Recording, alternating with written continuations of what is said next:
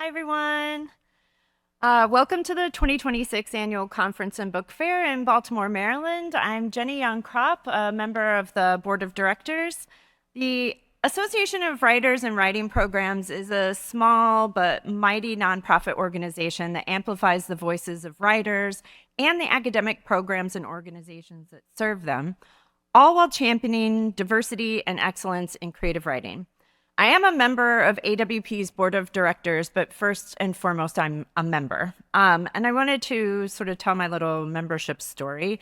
I realized the other day how long I had been a part of this organization. So I became a member in 2005 when I started graduate school.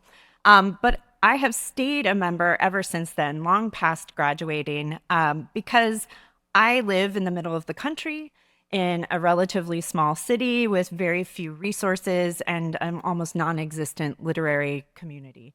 So AWP has been my connection to a literary community for all of these years. And I feel like the longer I'm a part of it, the more I lean in and depend on it. So I'm just sharing that story and then asking all of you to, if you're not a member, consider becoming a member as we continue to grow this community where writers help each other. We are delighted today to bring you this event. I'd like to acknowledge and thank Letras Latinas for today's event and their support of the conference.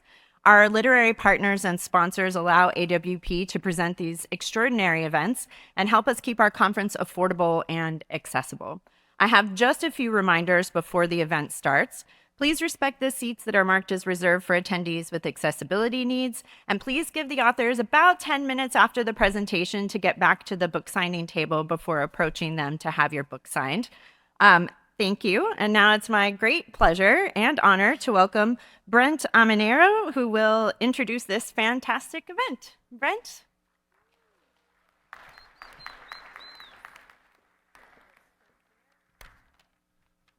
Hello, my name is Brent Almanero.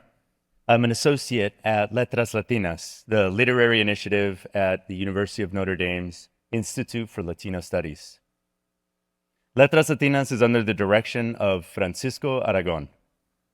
I work alongside two other associates, Laura Villarreal and Cloud Cardona, your hosts today.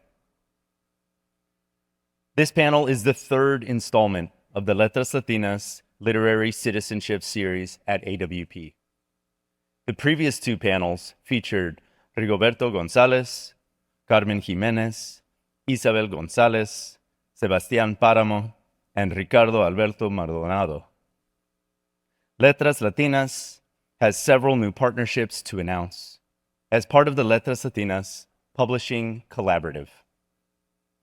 This initiative formally names what has existed for years, a constellation of partnerships with independent presses to bring forth literary works by Latinx poets and writers. The following publications are forthcoming as part of our latest partnerships. When You Were Human by Natalia Trevino with Flower Song Press. These Spaceships Weren't Built for Us by Alan Chasaro with Diachucha Press. And Time is a Silly Boy by Alexis N. Garcia with Host Publications, which has been acquired and is being edited by Letras Latinas associate Laura Villarreal. Another new partnership is with Gunpowder Press for the Alta California Chapbook Prize, which was founded and edited by Emma Trellis. The judge of this year's contest was none other than Reina J. Leon. She selected Patrilineation by Carlos Andres Gomez. This year, Letras Latinas is also focused on laying the groundwork for the next generation. The Letras Latinas Emerging Poets Initiative will include an ekphrastic workshop at the Racklin Murphy Museum of Art in June, hosted by Brenda Cardenas. Karla Cordero will also be a participant in the workshop.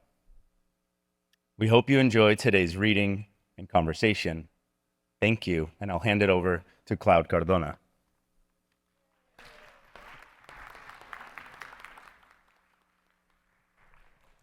Thank you, Brent. Thank you. Welcome, everybody. Thank you for attending our third AWP collaborative panel. My name is Delfina Cardona, and I am a Letras Latinas associate and today's moderator.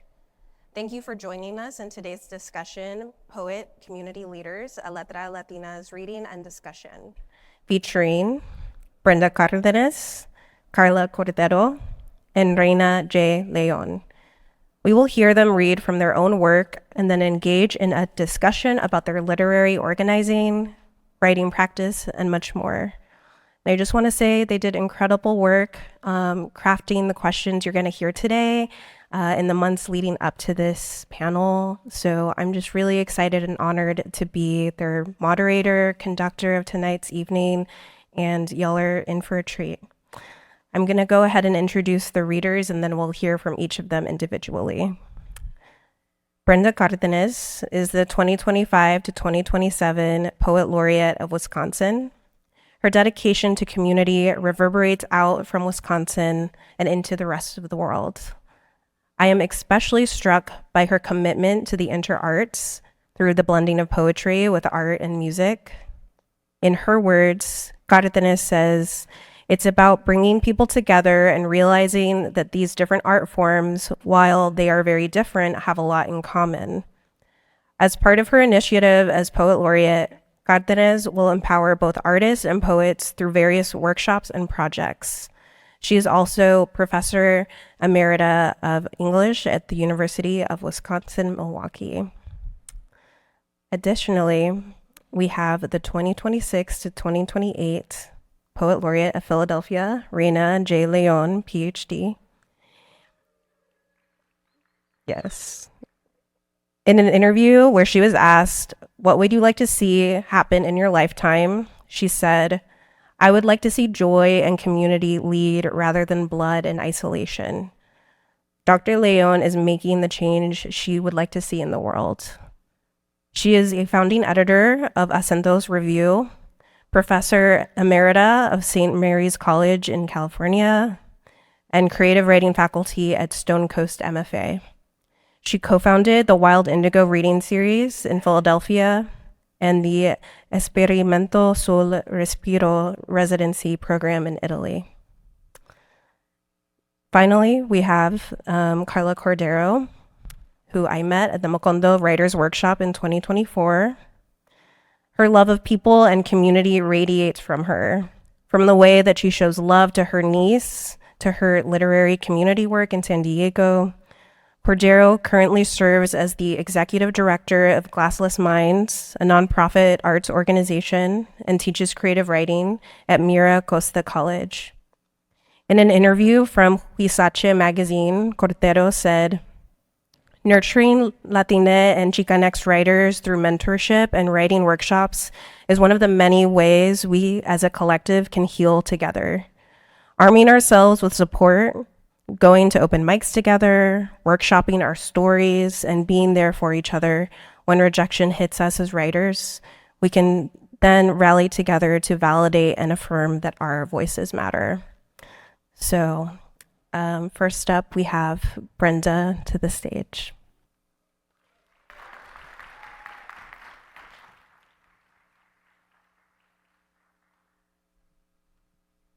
Bienvenidos. Thank you so much for coming. So happy to be here. And thank you to Letras Latinas, an amazing organization without which I wouldn't have a career.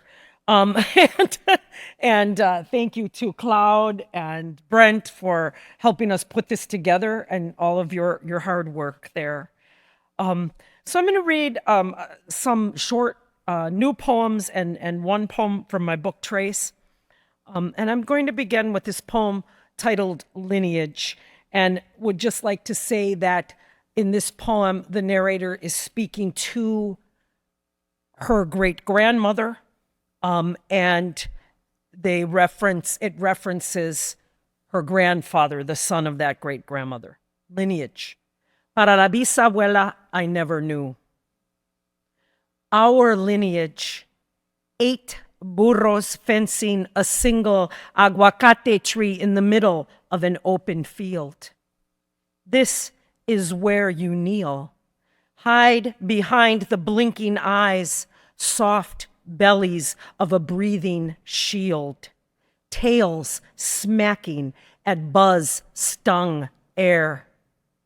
Torches burn to the ground behind you, daughters grasping both your hands, youngest slung across your breast like La Adelitas bandolera, all because you packed a lunch.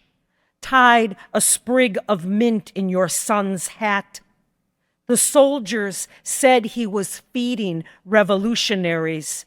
So they bound his hands and marched him blindfolded 3 days to the next village, where a noose wreathed his neck, feet planted like stones on a crate. What if you hadn't burst in, breathless and begging, just before they kicked it out from under him?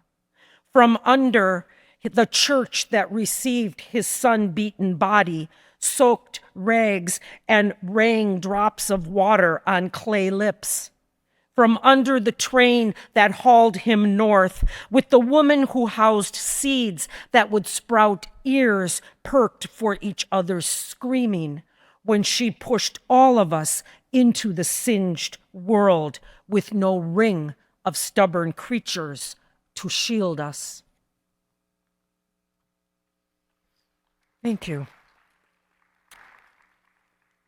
Rotations. Once my footloose friend was riding her bicycle downtown, scarf fluttering like a tiny kite in her wake as she followed a voice she knew was mine, pulsing through a bullhorn, all firestorm and quake. Hell hath no fury like a teacher stripped of her health insurance. Once I felt a glass building shake as my 2 palms among hundreds slammed its walls, business busting immigrants into shards to ship in a box. I was a messy crone even in my youth, eyes rolling 360 like a doll's, trying to see everywhere at once. Isn't that what it is to be a citizen? A kitchen door, a camera. Now, smoking guns still smoldering in my head, I bring blankets, water, a young friend shaking her lion's mane into a roar as she glissades into the crowd, a film of all our heroes behind her eyes. This is my legacy, teeth ground down to cracking, a tool hanging from my keyring to cut the razor wire holding us back.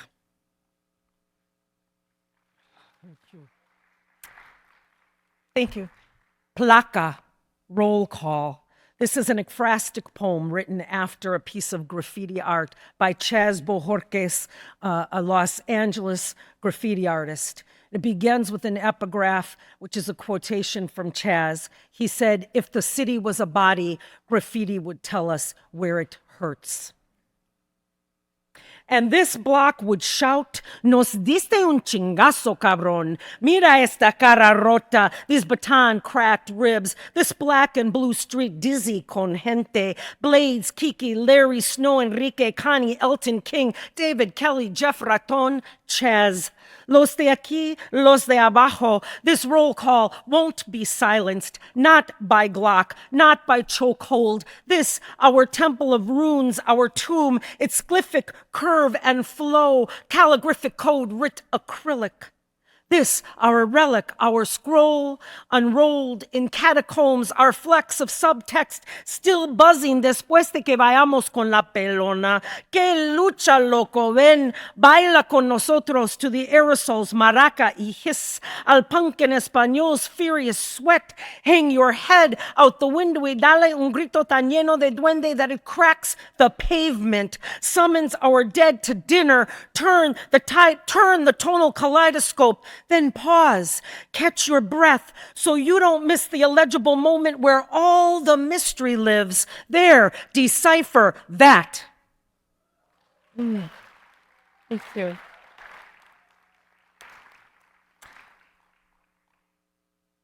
Ode to Ice. In Do the Right Thing, Mookie slides ice down Tina's neck, breasts on the hottest day of the year. The cube releases her mind from the body's prison, her tongue from its humid cave. Then the melt of his kiss coaxes her back into corporeal chemistry, its cascade and rapture. Ice swishing beneath blades composes its own sharp symphony, percussive sluice for ear and foot gracing the skater's ballet. Slice, sweep, scratch, swoosh, the raspiest winter whispers. Have you really listened to the snap, to the earth cracking itself in two when you drop a cube fresh from the freezer into a glass of fizz? You might hear everything that will save you in that tiny explosion. So how can we ever absolve the theft of our awe when crystals paint fractals on our window panes? The pilfering of a word that now grates our tongue's skin as if it were an orange rind beneath metal teeth. This callous ice that opens the lake no matter how gingerly we step, that swallows us, then seals itself over our heads. This fanged ice, snarling and barking like the fire hydrants and dogs of another era. This fiend ice that splinters communities into shards, dystopian fracture forever unforgivable. And my last little poem, this is titled Deportation. We were all once citizens of snow, born beneath the stretched skins, taut tarps of our sisters and brothers, stateless citizens of desert doorways so low our kin had to bow to greet us as we entered the ark of this world. We each held a bowl of slate blue sky, and wherever we carried it welcomed us home. See, there are no nations, no papers, no passports. There are no quotients in this genius heritage, only jungles of bougainvillea that reach like bodies to the morning sun, iguana tails smacking still air. Only ladders to other levels of love. Gracias.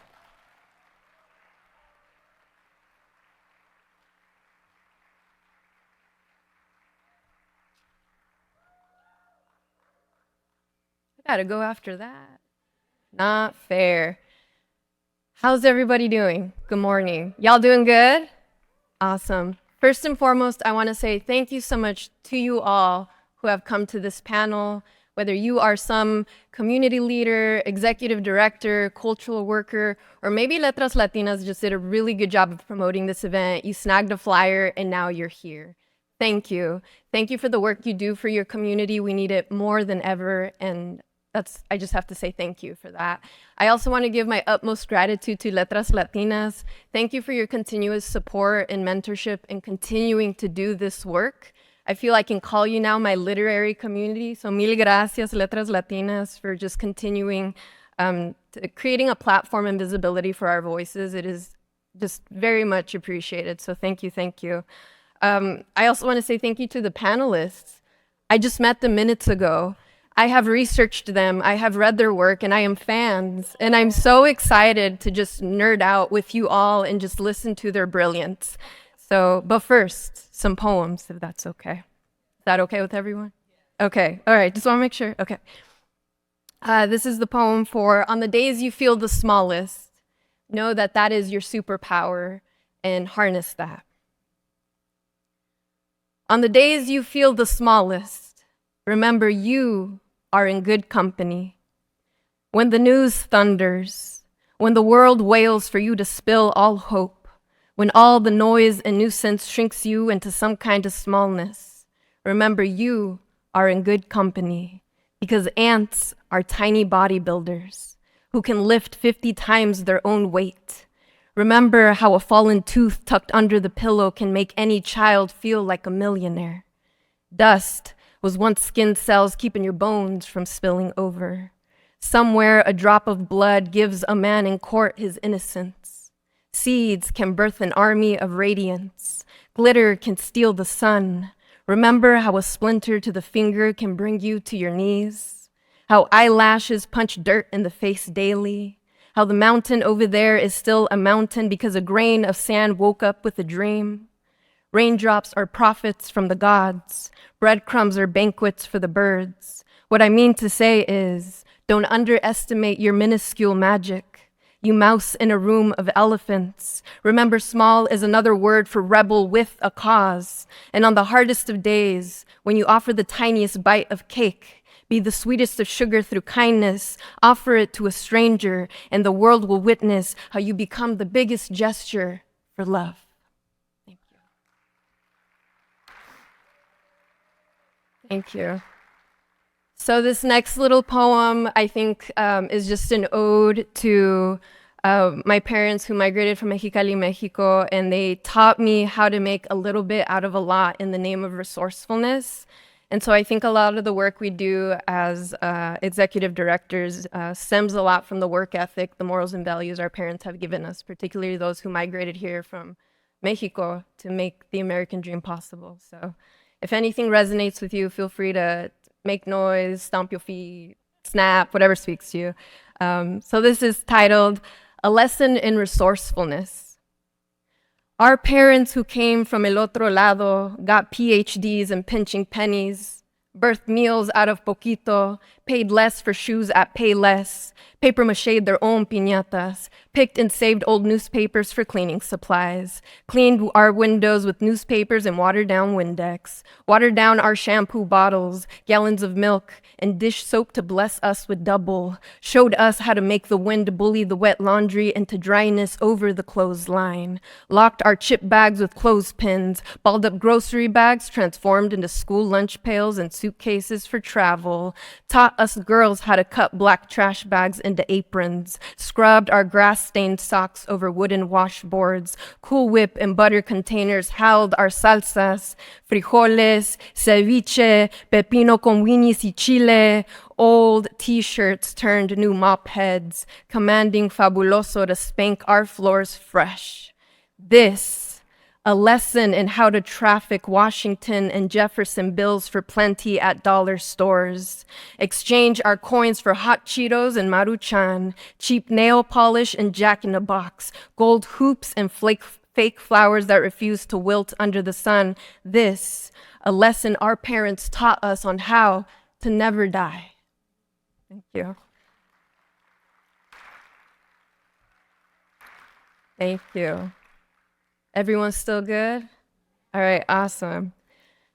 This next poem, I flew in from San Diego, California, and I don't know about you, but at least in our neighborhoods, the climate is very high in fear, very high in tension with masked agents, and seeing our families disappear. So my attempt was to reclaim a word and remind us of the days of when that word can be a good thing. And so I will read this and do that work.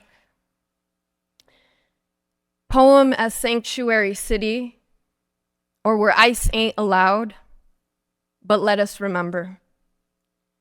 Remember when ice was but the ice cream and ice pops our paleteros raised us on?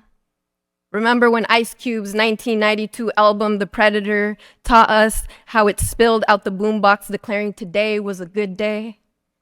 Remember the icy hot spread thick across our fathers' backs after a 12-hour shift at work? Remember the iceberg we watched safely from our TV screens, rooting for Rose and Jack to live, because don't we all want a little proof we can outlive any tragedy? Remember the ice rink and the ice skates that taught us how we too can be gods and walk across water.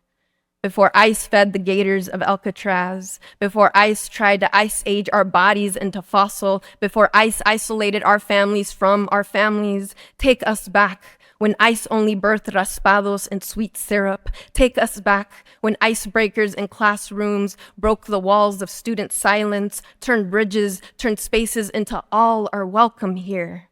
Take us back when the hose water spilled an ice-cold river down the driveway and wiped out an entire Chalk family from existence, but our children knew how to draw a community back in the shape of rainbows, hopscotch, and butterfly. Take us back. When ice was but a cube in the warmth of a child's hand, turned water, turned puddle, turned vapor, then came a good rain, and no one goes missing, and no one goes missing, and no one goes missing. This, the only reason to celebrate in Carne Asada and Bad Bunny. And we dance from sunrise to sunset. And at the end of the day, we tuck our loved ones safely to dream into the night. Their heartbeats beating in unison in the rhythm to ice cubes. Today was a good day. Thank you.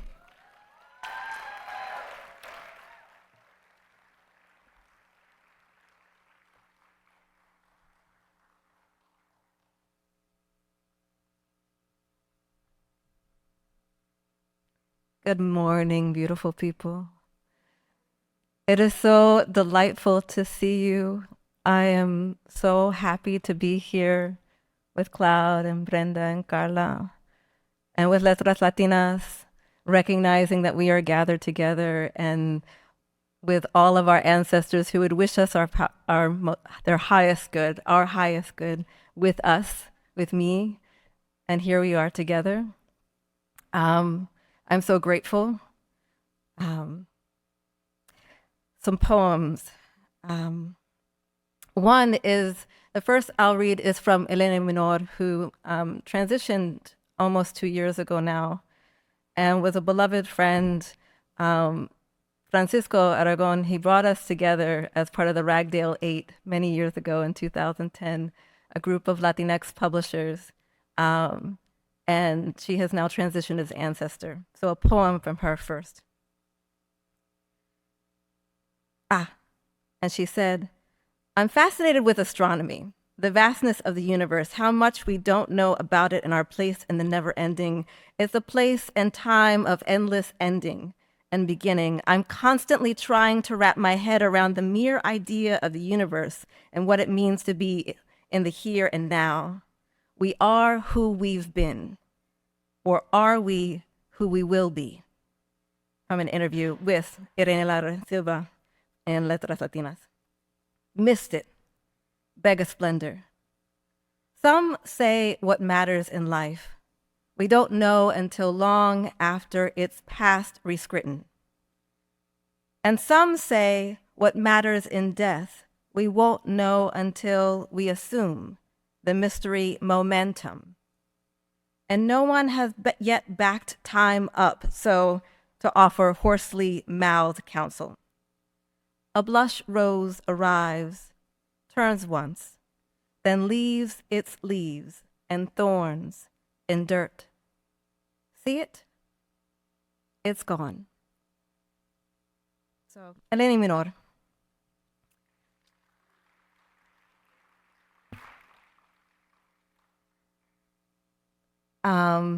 I'm here with you all, and so many of you have published, and a former student who I learned along the way at Smiled.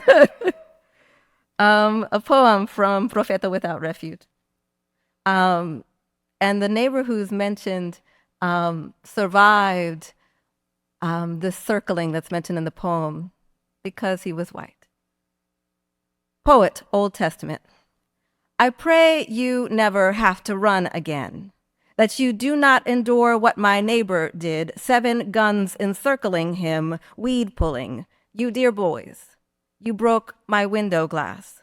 I found 2 large triangles, floor scattered, diamonds. Was it Siren Herald made you adrenaline, strained veins?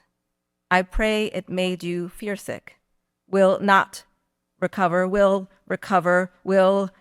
never know the glint bullet chamber for 2, piercing flesh, fear, bone like shards. I pray you receive blessings without fist or brick. I pray you see no cop cars tonight or any night, that outpouring night, blue glittering blue lines, no militarized clouds, fronds received, rough foot, jump, escape. They cushioned, soothed you, called you brother, my brother. They called you. The ridge is just there, almost there, coin lust for my mechanical nothing. And I'll read you 2 short poems. The torsion is a poetic form created by Indigo Weller. I learned of it from the poem Show by Douglas Kearney. This torsion is kind of a weaving. If you're familiar with a sestina, it's similar with that weaving. It's supposed to be like lace and the repetition of words. This was written right after the killing of Renee Nicole Good. And yet, it troubles me it should trouble us all, that there are poems written for so many dead, for so many who are sickened within detention for activism. So I pray for a day where we don't write these poems anymore, because there is no more death. There is just us together. So, Torsham. Never wanted to shout profanities, mouth the acid taste, chant spells to sing a revolution, a spark, all empires come to fire. But I, mother, with this body, another type of song note, twists its control, frames a soul. In this moment, I am turbulent water. But along any road, wet can rise against the care, eager for its own bloat and feed. I want a warm fire and a lullaby to sing. Death is a spark.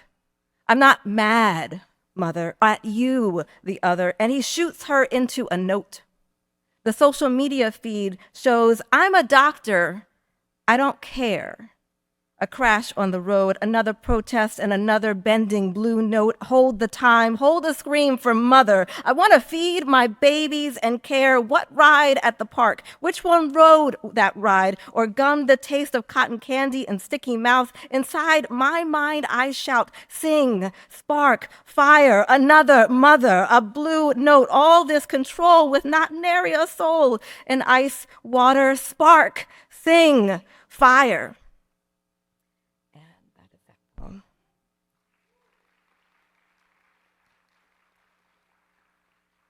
And a last very short poem, untitled, new. Do you remember the picture of the field filled with graves of Iranian children? Freedom, when it rains on houses and schools, it does not blow them up. What is freedom made up of scattered bits of bone, gathered and swaddled, a lullaby for a field of child-sized graves? Thank you.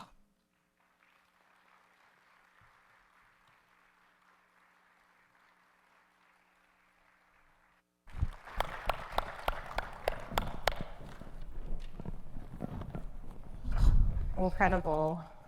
Let's give them all a round of applause again. That was so good. I kind of want a paleta now, low-key, afterwards, some ice cream. I would like to start with Raina, if you're cool with that, and the questions you crafted for your other panelists. Absolutely. So I get to ask the first question. So in thinking about our work, and we're going to be talking so much about our different responsibilities and how we juggle that and everything. And one of the things that I'm really interested in is how we preserve and share the story forward. So like, how can we be good literary stewards in this moment for our work? But also, you know, I just invoked Elena Minor, who was the founder of Palabra, an incredible publication, and thinking about the preservation of those within our communities too, who would benefit from us also helping to preserve that work. So it's kind of a dual of like, how are we telling the story for the future, for creating the archives around what we do and negotiating this work as artist and community worker, as well as how do we create those pathways for others to have that? What are y'all thinking? Well, I think, first of all, I think we do what you just did. You took some of your time to read Elena's poem, right? And you reminded those of us who knew her of her, and those who don't can still read her work, right? But I think also we write about their work. We not only, in poetry, but we write whatever small essays about their work. Sometimes we have the opportunity to be caretakers of their literary archive. We can try to get their papers into libraries, into museums, and buying papers, and that's very expensive, and it's hard to do that. You have to be somebody very famous for them to. But you can donate papers if you're one's literary caretaker. So I think those are some of the ways. I also think writing about our own practices. So doing those poetic statements. But not only about our poetry, but about documenting the work we do within the community, right? And I think that poets, when we turn to prose, not all of us, I can't speak for everybody, but often poets, when we turn to prose, we turn to the essay, we turn to the lyric essay before we turn to the short story or the novel. And I mean, I have great admiration for fiction writers, but I don't have the patience for it, right? And my mind just doesn't work that way. But the lyric essay, so that's another way that I think we can document not only what we do, but all of those who do it with us. Nobody does anything alone. And I'm so tired of that. I'm a self-made person, Nobody is self-made. Somebody picked up your garbage. Somebody drove the bus that took you to school, right? Where none of us ever do anything alone. So any work that we're doing that we might be praised for, we're doing alongside all kinds of people. So it's more about not documenting what do I do, but documenting what those communities within which I move do. Yeah. I think I cursed myself. Now I have to go after Brenda. But I mean, along the lines of how to honor, our literary ancestors. I mean, you just mentioned Delana's name, and I researched everything about her, and I read all of her work. And I even wrote a poem here, or not wrote a poem, I wish I wrote a poem. I quoted one of her poems by cartographer, and the line was, "How do you get from where you are to here? The heart." And how that speaks so true for today's panel. And so invoking our literary ancestors is now this tradition of oral storytelling, and how do we preserve that? And I think bringing them into spaces, I will now carry her work with me. When I go into classrooms, they become model texts now, and I get to speak about Delana so highly and so beautifully about the work and how I learned about her because of this panel. And now we have that domino effect of oral storytelling happening. I think about legacy and my parents who are now, I'm watching them age, and they're telling me, okay, when I go to heaven, make sure you make the pozole this way because it's not gonna taste good. Or when I go to heaven, make sure my niece or my granddaughter loves Jesus because I don't want her, whatever the case may be. So I'm trying to replicate what my parents teach me about tradition, morals, and values. And through the nonprofit, we do a lot of mentorship. And my role as a mentor is to not only guide young Indigenous, Latina, Chicanx writers in how to publish and put a manuscript together, to perform, but also to learn about empathy, to be the opposite of gatekeepers of opportunity and resources. And I tell them that and say, and when that moment comes, you too are capable of being a mentor. And how do we continue to spread this legacy of communal work is now I want you to pass this down to another writer who might need that.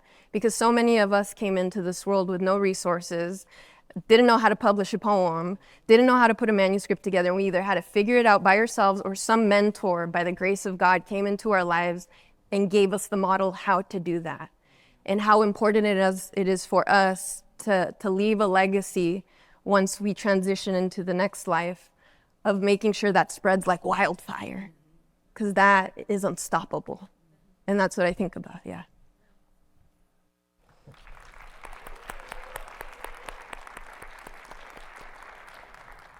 Thinking about this question a lot in myself with Eleni Menor's work and working with her sister in publishing her posthumous collection. And Delana Demeron John, a beloved sister friend of mine who transitioned, and you mentioned in November, who was an incredible poet and fiction writer and organizer. And when she transitioned, one of the things that was really interesting was she was a grant writer. So you would see all these different organizations recognizing the impact that she had. And if she was still with us physically on this plane, you wouldn't know, because she had done all of this work, right? And it would warm my heart to see so many people celebrating and how important she was and continues to be to the good health of so many nonprofit organizations. And so now, thinking about preserving her legacy too, and teaching her work, sharing her work with others. And then I think about my own work. I just stepped into this role with the laureateship in Philly, right? And I've been on the job 3 weeks. But one of the first questions I asked was about the archive, and if there was one, and there isn't one. And I wonder how many places have laureateships and public projects that have been done that have not been documented, that there is no archive. And so this piece about writing about our work and sending that forward into the future is also the details of it, like how do you get it done?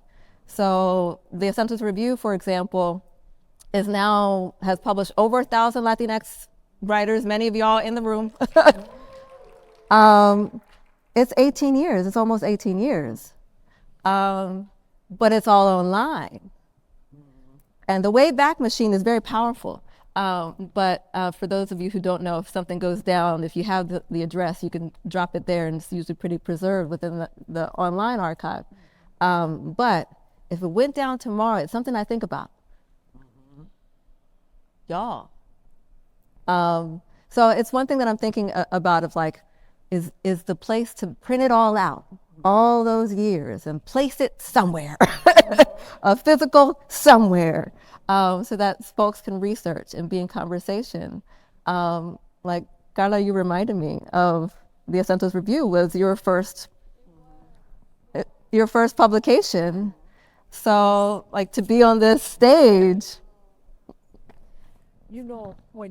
I have to say one thing in response to that, because when you talked about physical, printed out, physically have it somewhere, many years ago, I taught as an adjunct at Wayne State University in their Chicano Boricua Studies program.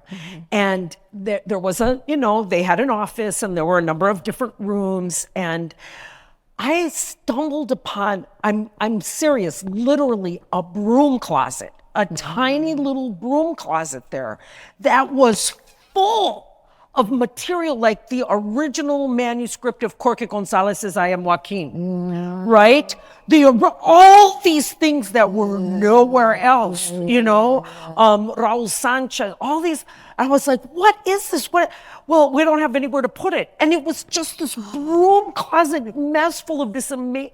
Well, first I just went to the Xerox machine and went, and I have my own archive now with all those, original. There was, because they had a lot of indigenous materials. There were these original Akwesasne notes, newspapers that had articles about the civil wars in Central America and about Guatemala when the government was using United States helicopters and flying over and burning villages, and children had gone into refugee camps in Mexico, and they had asked them to draw what they remembered of their country, and this is what they drew, right? Their houses on fire. That paper, like the original yellowed paper, paper, right? And so I organized the broom closet. I mean, you know, it's amazing what's out there that we don't even know is there. Yeah. Yeah. Sorry. No, It just absolutely. Yeah. And, Yeah. and you know, one of the things I'm hoping to do in Philly is to do that work of bringing out of the broom closet, bringing out of the privately held, the personally held archive, Right. and saying, look at what we have, look at these treasures, photograph them. People are writing in response to them. Tour this, like we have these treasures, and maybe they're held in one person's hands, but now we can all engage in what we have together. Yeah. Right. Brenda, you came up with some great questions. If you would like to ask one to your panel. Okay. So I'm going to start with one that I created for both of you. Okay. And that's just that a lot of writers, many writers, put, you know, very few of us, especially poets, but writers in general, make a living from writing alone. You know, we all are doing another job. And so many put all of their free time, their unpaid time, right, into their own reading, writing, and revising. And no guilt trips on that, okay? But those writers, because they do that, are often extremely prolific. They publish book after book after book. But we all consider it's very, very important to engage in literary citizenship of various kinds, community work, socio-political work, right? So why specifically is such participation important or necessary to you, right? And how do you think it changes the literary landscape? And how do you think it impacts Latina literary communities? Do you want to go first? By all means. Oh, okay. Yeah, perfect. Yeah. So my mom often says, to whom much is given, much is required. And I come from so many beloved people who have poured so much into me. And it is my great joy to share that light with others, that love of letters with others. Y'all who know me know that my laugh can echo room upon room. And your joy, when you tell it to me, people will hear it 2 blocks away. I do not contain my screams. And I think that, you know, so I'm doing this project on my Aunt Doris. My Aunt Doris was, I'm saying that she was the first Queen of Swing, recovering a lot of her story. And in our family, we knew her very well. And I was like, oh, but she was famous. She was famous. And she was also living. And she was giving to her community. And she was mentoring others. And perhaps she didn't have the albums that her peers did, like Billie Holiday and Pearl Bailey, and like they were all her peers. She didn't have all the books and everything. But when she died, there were busloads of people who came to celebrate her life. And I think that that's a bigger marker of a life well lived. Yes. That people celebrated you and recognized your impact on their lives. I call myself someone who has twin vocations, one as a creative and one as an educator.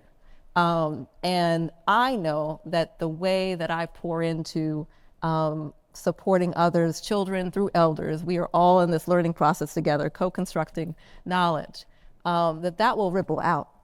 And that is its own alignment with the spark of creation. So I have a few books. That's lovely. And I'm proud of that. I'm proud of my work as a creative across different forms and in connection with publishers and so on. And I'm also proud of what we create together, right? Yeah, it's the call. Yeah.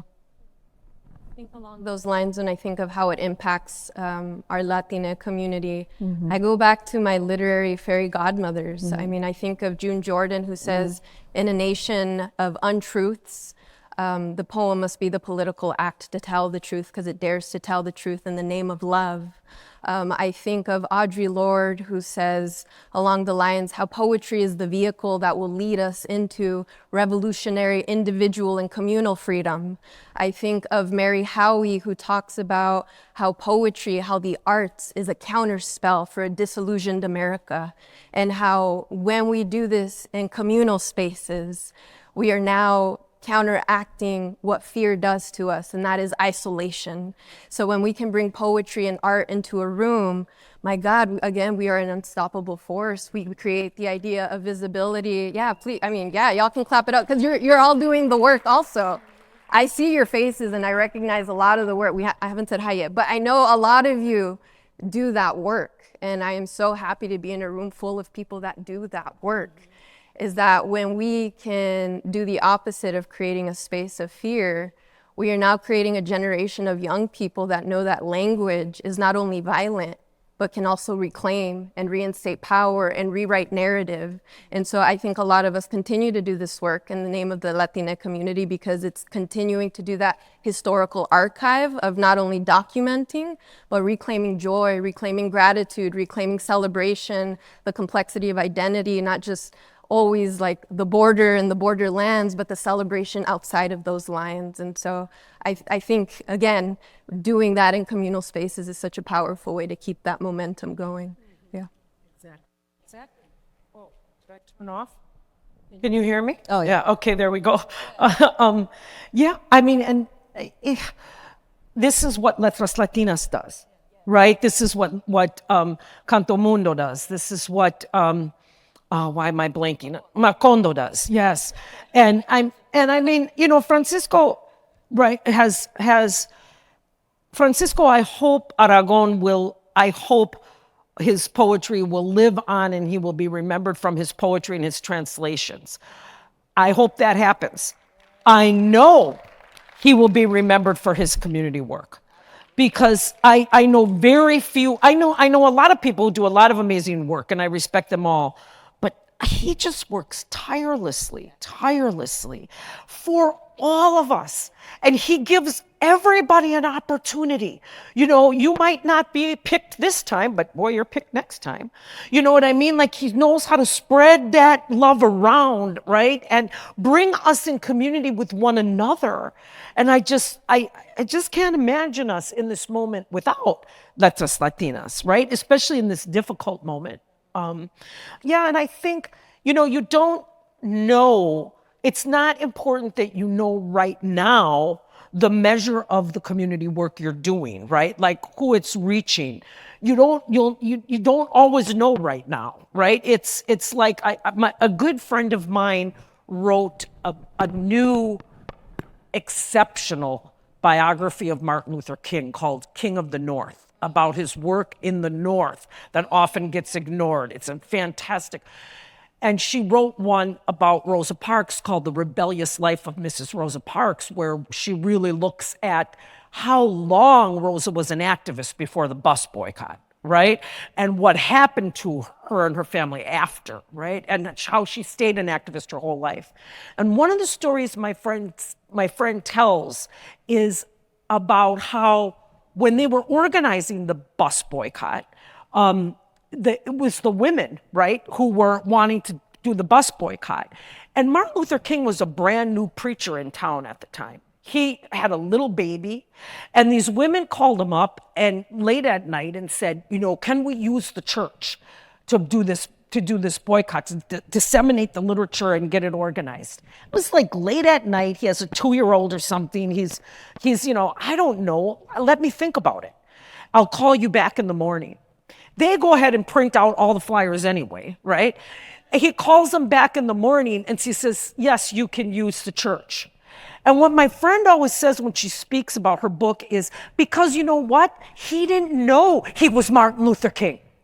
He didn't know he was Martin Luther King, right? You don't know what the impact is. And sometimes when you find out, that's fantastic. You know, I taught for a while at the National Museum of Mexican Art in Chicago and in their youth programs.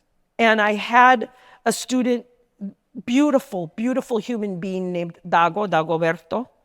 He had suffered a lot of family trauma.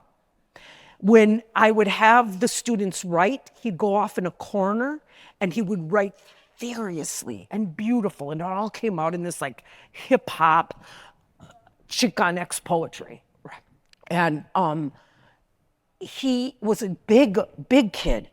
And he literally cried tears on my shoulder one day. I loved him, you know. I followed him, what he did. He ended up getting to college, which was kind of like a miracle in his circumstance.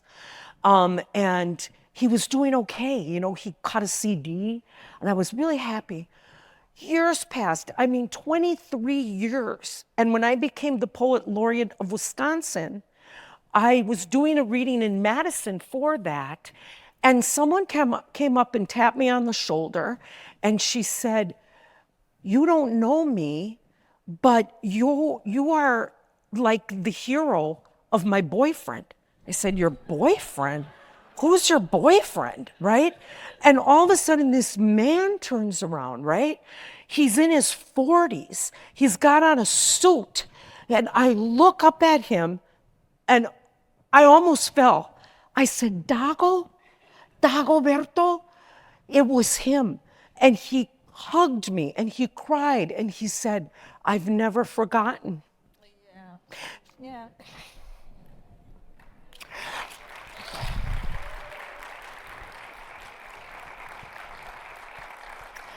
I don't even know how he knew about that reading. We weren't social, what do you call it, media pals, or, you know what I mean? So it will come back to you sometimes in this life, but if it doesn't, realize it's happening in the next. Yeah. That's beautiful. Just especially right now, I think I see a lot of people just like jaded poets, especially by the state of the world and everything. And it's just so special to be around other poets that like are doing this incredible work and like in their community, in their own writing. And I just really appreciate being in this conversation with y'all. Yeah. Can I add one thing? Yeah.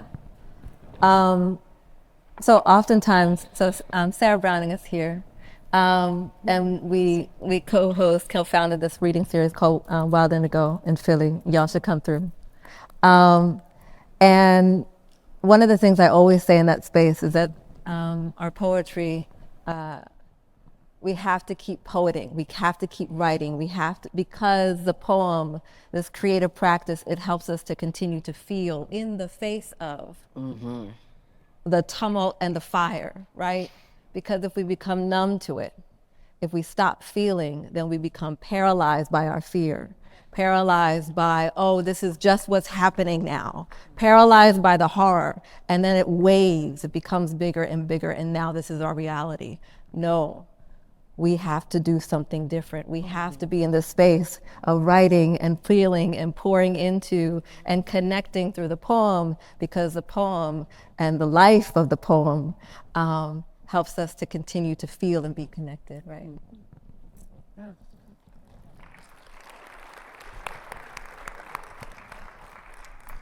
Man, I should have brought some Q-tips like some housewives do.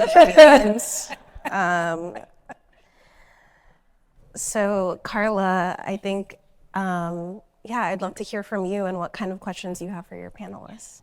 So I think I want to ask both of you this question. I think a lot of us in this room are community organizers, and we always hear this idea of the creative space, the safe space. And I'm really interested to just ask the question, in the moment of political and economic turmoil that's reshaping daily life constantly in the United States, how do you continue to use space, creative space, poetry, to help our communities name what they're experiencing, to resist erasure, to imagine a more just future? And because I want to learn, I want the answers, so I can continue to figure out new ways that I haven't thought of on how to do that. So I would love to hear from both of you on how you do that.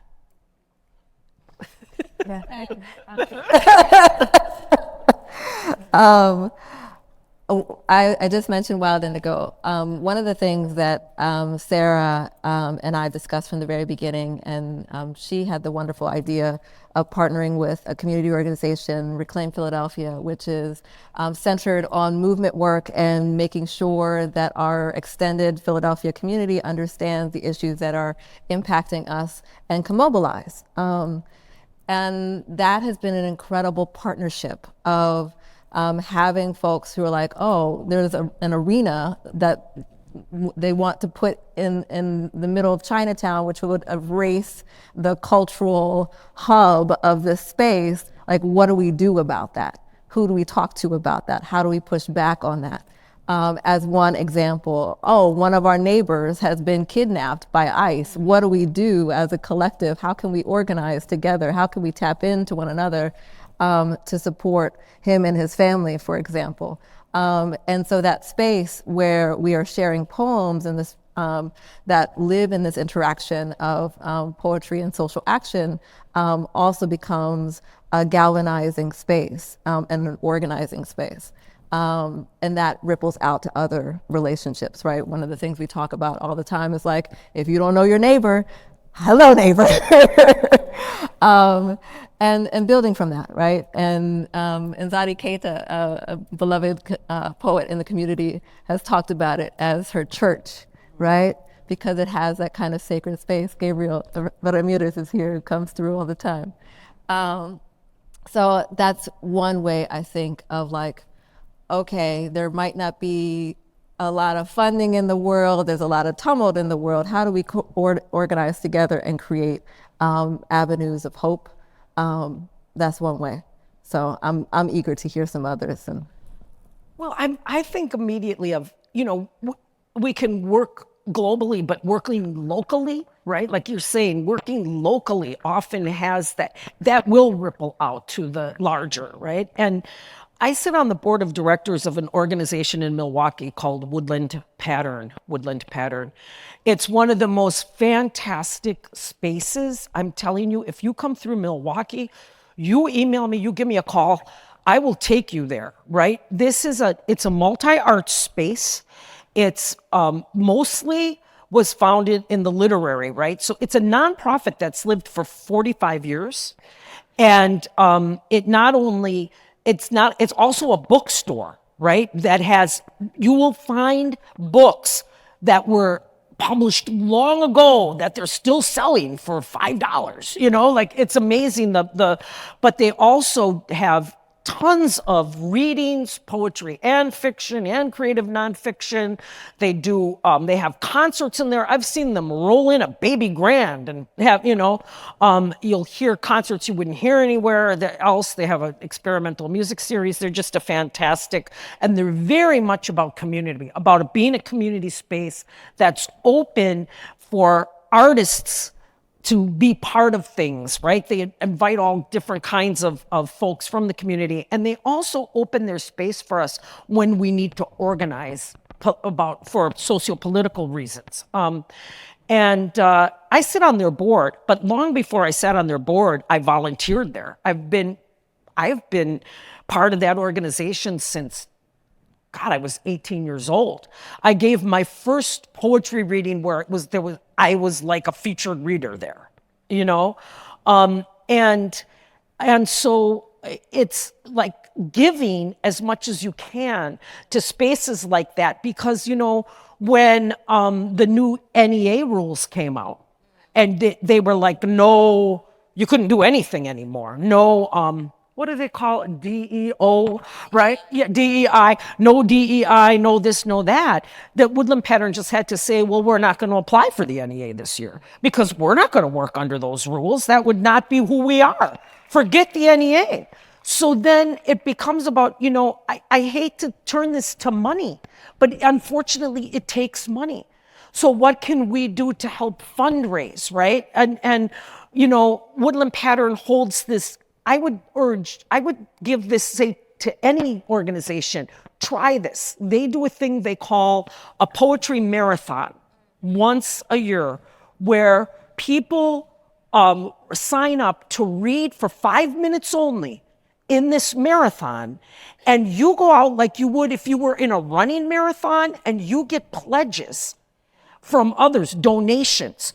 Your one friend gives you $10, another friend gives you $20, another friend gives you $5, and you're donating that, right, to Woodland Pattern. And the marathon goes for 2 days, from like 9 o'clock in the morning until like 11 o'clock at night in a row. And it's just poem after poem after poem after poem. And there are curated hours and there are free hours. And it's just, and it not only does it raise a lot of money, it totally brings community together. So this year, the marathon happened right after Alex Preddy was killed. And people were reading poems about this political moment and about that happening. And there were people there live from Minnesota who came up to me after I had read, and they said, we haven't felt like anybody else out there is seeing us. And you guys are all reading about this, and you're all giving hurrahs to Minnesota. You're all telling us what an example, and we have felt all alone. And you don't know what this means, they said. You know, so yeah, that's what I would contribute. You get involved in these organizations, you know. You don't have to be the ED. You don't have to be running it, you know. Yeah. I also want to add, it reminded me, I invited Letras Latinas. Francisco and Brent came out to a reading. I run open mics once a month through the nonprofit in San Diego and in Oceanside. And they came to the event, and then Francisco was so kind to write a blurb about the experience for a grant. And I really loved that he called it, at first I was confused, and then it made sense. He said it felt like a mercado-like event. And I go, that's what it is. It's the mercado framework. And so when we run open mics in terms of space, let it not be a place where the poet shares the poem and then they wait next month, a whole month, to come back to the open mic. But we were doing tabling. We had people from the LGBTQ center and they were exchanging resources. We had people giving limpias. I mean, we've had people selling, you know, their beautiful braided work from Oaxaca. And so it's about creating this connected community outside of the literary arts, but bringing more of the literary arts and resources in. So the poets don't have to wait another month to share the poem, but they have now these avenues of other spaces and other resources they can stay connected with. So I loved that. Thank you for bringing that, like naming it for what it needed to be, is the framework of the mercado, and how we can not just share the work, but also utilize the space to do these other networking and connective and resource exchange of a space. Yeah. Can I also add the Essentials Review? Please. Yeah. I have to put a plug there. But I think that sometimes in the space of like movement and community work, we talk about the Essentials Review. It's a primarily literary organization, but we've published across a lot of different forms. As I've said, started in 2008, over 1,000 Latinx voices. We've published elders in their 90s. We've published children. We've published folks who are still incarcerated. We've published folks who it's their first publication, as well as, you know, they're winning all the major prizes.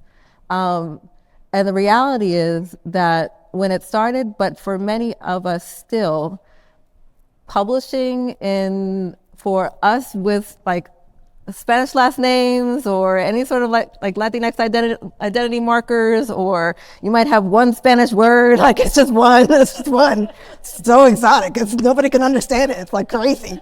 But then you send it out into the world and folks are like, I don't understand what you're doing here, and then don't publish it. And the Essentials Review, I'm really proud of a lot of the work as well, because we publish some really experimental stuff sometimes, like send me your things. I love to read it. Even early in our history, we published a GIF. Somebody had created a GIF. So, comics and all sorts of things, like some wonderful experiments. From that though, for someone who's never published something before in particular, the support to know there is a space, there is a community for my work, and my voice has important work to do, that I am celebrated for what I offer. Even in a rejection letter, I'm often like, this, it just doesn't work right now, but send me something again. But that can open up to so many other things of saying, oh, my voice has a place here. My voice has a place here. What can I now create from this? And then opens up more and more. And being able to see folks who have started from, this is the first publication, to now they are poet laureate of this space, or, you know, doing incredible things. So I say that because I want to inspire folks to also do it themselves. If you've had the idea of starting a journal or a press, do it. You don't need much to get started. And if you ever want to talk about what you need, I am happy to have that conversation. Do it. And you can edit anthologies too, and you can co-edit. Like I co-edited with about, I don't know, there were like 30 of us editors, an anthology in the first Trump administration, right after he got elected the first time, that was called Resist Much, Obey Little, Inaugural Poems to the Resistance. And there were like 30 of us that just, we wanted to put it out fast. So we all wrote to poets we knew, and we collected, you know, work. And it's like this giant, it's a tome. It's like, you know, so, you know, it doesn't have to be just one, you know, you don't have to do it all by yourself. Right? These can be collaborative efforts with a lot of people. We have 5 minutes left. Oh my God. I know. Oh my God. But I wanted to ask, actually, Karla's last question that you wrote for Brenda to everyone. Just a very kind of quick response. You know, thinking about the people that were there for you, that inspired you as young writers, who is like someone or an organization that you want to like highlight or shout out that helped you on your journey to publication, or, you know, where you are today? Well, of course, Letras Latinas. Come on now. And Francisco, of course, Aragon. But as you were saying that, I also thought about the Cave Canem, but also the Louder Arts crew, Encanto Mundo. And I started to smile initially because it became much more closer. I mentioned my elementary school librarian, Mrs. Burgess, all the time. She came to the passing of the pen ceremony. She came to my wedding. She came to the baptism of one of my children, and has continued to pour into me. She's still teaching. She's in her 80s, and she is doing the thing. And I have such great admiration for her pouring into me, but also just her as an educator and leader. And my mom, it was my first poet. She gave me my first collection of poetry. She just started a museum in Western Pennsylvania called the Fayette County African American History and Cultural Center. And she's writing a book. She's doing all these incredible things. And if you talk to her, she's the most humble person in the world. She gives to everyone, and I don't think she gets enough flowers, even though I do buy her a lot of flowers, but because she really likes them. But I have to uplift her, and I don't say enough about my father, who he's not a poet, he's a reader, and he is a great celebrator of my mom, my family, me. And it's just, when he's in the fullness of his pride and joy, like you can see it radiating from him. And I think if I have any connection to others, and compassion and warmth and joy, it is because I learned it from him. So, yeah. I would have to say it starts with certain family members too. My tia Elia, who was everything to me as a child. We lived in the same house. We lived upstairs. My mom and dad and my brothers and they lived downstairs, and they didn't have children of their own. So I was down there with her all the time because I was no fool. That was where I got attention. And she was magic. I always said she was like the Mexican Mary Poppins, because she was so magical. And it was when you read your poem about reusing things, about that rascuachismo, right? I wanted to get up and hug you because that's exactly what she did for me in my life in terms of sparking. She would old computer punch cards from when the computers were gigantic, which shows you how old I am. And then we would fold them a certain way and make a poinsettia wreath, and then she'd give me like a paintbrush with two hairs, so it would take me like all day to paint it red, and you know what I mean? Just like these wonderful, because she was smart, wonderful thing. And then she was a storyteller. And that, I think, also shaped me as a writer, right? But I also, a fifth grade teacher whose name was Mrs. Brenda. My name is Brenda, right? They rhymed. And she was way ahead of her time because I'm 64. So that's how far you have to go back, my fifth grade teacher. And she did this thing called sustained silent reading time and sustained silent writing time, right? Where the reading time, you got to pick a book and go sit in any corner you wanted and read. And one time she was calling everybody to get in line for recess, and I didn't hear her. I was so absorbed in the book, I didn't hear her. And then the class clown came up and said, Brenda, in my ear, and I jumped and everybody laughed, right? And then she did the writing time, and she would call us up one at a time and talk to us about what we were writing in our little journals. And like conferences in fifth grade. Where do you get that? And she was the person who said to me, Brenda, you should be a writer.